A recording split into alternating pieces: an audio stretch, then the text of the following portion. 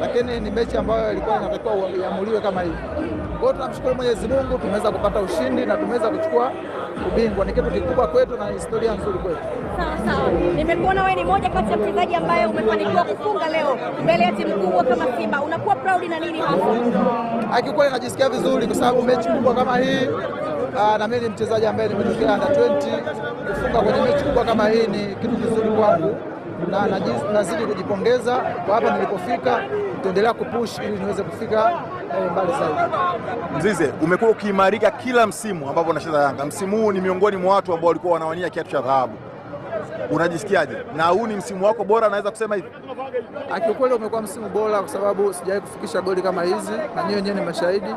Kwa hiyo najisikia vizuri kwa hizi goli nilizofika, na plani ilikuwa ni wanie kiatu lakini haikuwa bahati. Hizo goli nilizofikisha namshukuru Allah kwa hapo nilipofika kwa sababu si kitu rahisi. Kiukweli najipongeza mimi mwenyewe na watu ambao wananisupport kila siku. Inshallah kwa Mwenyezi Mungu awazidishie na wasiweze kukata tamaa na mimi waweze kunipush ili tuweze kufika malengo.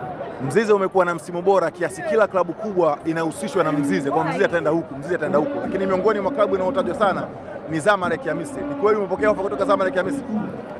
Mimi siwezi kujua wala siwezi kusema kitu kwa sababu kila kitu kiko kwenye management yangu. Utarajie kuona Yanga msimu ujao?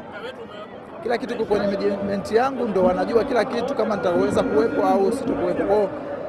Msimu ukiisha naamini kila kitu kitajulikana. Ofa ya Zamalek ikifika mezani kwako utaikubali utaikataa? Kila kitu kiko kwenye management yangu, mimi sijui chochote.